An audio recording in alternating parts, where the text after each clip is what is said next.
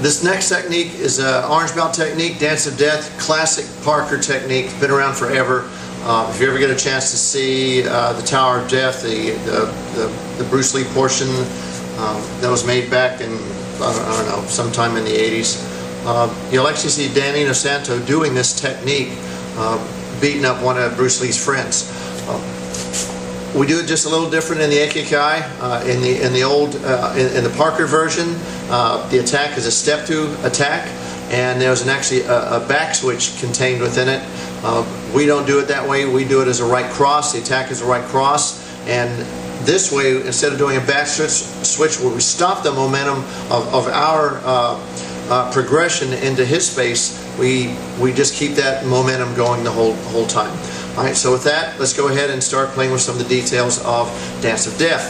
All right. Punch comes in. Normally we do this, we can do it a couple different ways. I do like to do this technique from I prefer to do it from a fighting stance, because to me, this is more of a fighting technique. As that step drag right cross comes in, I can parry off to the outside, right? And then I can build off of that. So when I teach it, we'll teach it, you know, as a book technique. The attack comes in, I step back, and I leave that hand hanging, and then I can project in with that ridge hand, now checking out that arm with my left hand, right?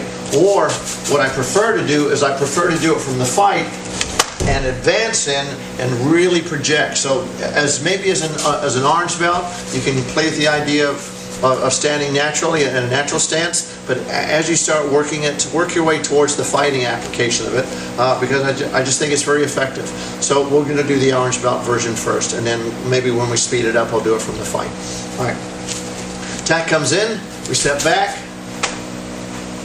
thrusting inward block. That may change here in a little bit. It's a thrusting inward block to create a wedge. Right hand is hanging down by the side. From there, if I'm too far away for that rotation, I'll do a little step drag in, and I'll catch that ridge hand right to the groin. Now, this is going to probably cause him to start to collapse and bend over, right? And remember, his weight is coming in hard and fast, so all that weight is on the front leg.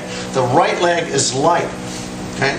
From there, what I'm going to do is I'm going to bring my feet together as I begin my transition, my step through, and I'm going to angle off. Instead of going straight towards 12 o'clock, I'm going to angle off to about 1:30 or so. All right?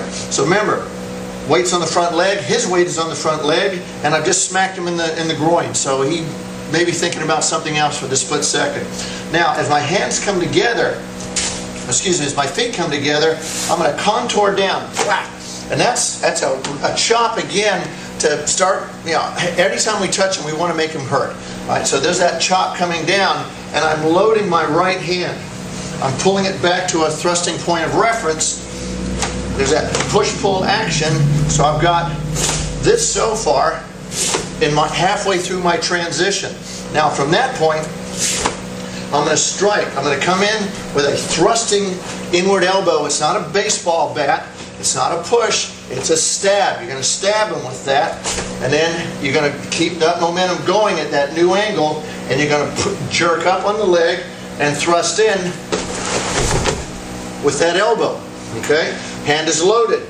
A lot of times that leg will come flying up. In the book, we catch it with a back knuckle, and then from there, the book is a slice. Slicing, a slice to the groin. I don't do it that way. I just like punching people in the groin. I've done it a couple times. Had it done to me a few times, so I like to punch. So from the back knuckle, I roll. There's a strike into the inner thigh, and I punch down to the groin. Really quick shot. Again, he's going to do a really quick sit-up. His abs will contract, his head will come up, whatever. And then from there, I'm just going to use my leg from that strike to work my cover out. And there's the basic technique. Now, again, one little change that I do from the book, I don't like to do the slice. It's a soft target. So what I like to do to soft targets is I like to hit them with bones. Again, one more time from this angle. From a natural stance, punch comes in, I wedge my block, let my hand hang, I do my step drag in. As my hand starts to collapse, and control the outside of the elbow. From there, catch the groin. As my feet start coming together, I'll load, hack down, pull them up, back knuckle punch, and then from there, just cover up. Okay? Now, a little faster, this time let's do it from this angle just a little bit. Now we kind of do it from the fight. Once I go to the fight, remember, blocks are for beginners. We don't want to block. Blocks are also knee-jerk reactions, so I want to work on the parry. The parry gives me much more control, and it doesn't stop his momentum, and it gives him that half a second of false confidence thinking he got to strike it, instead of me just stopping the attack. So with that said, here's the fight. I come in, and now you can work the idea of the technique at a little bit more speed. One last piece, Dance of Death, the history of the technique. All right, everybody wants to see it, so we're going to do it one time just to kind of give you an idea of what's happening, where the dance came from. Let me slow it down once, and then we'll see what happens from there. Punch comes in, I wedge, I come in, I get my takedown, boom.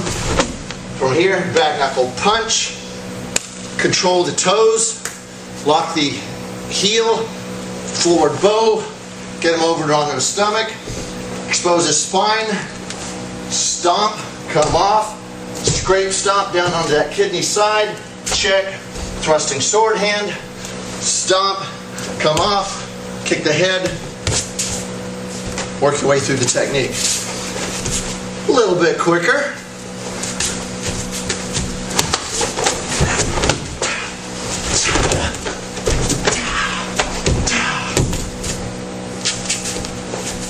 Dance of Death. Have fun.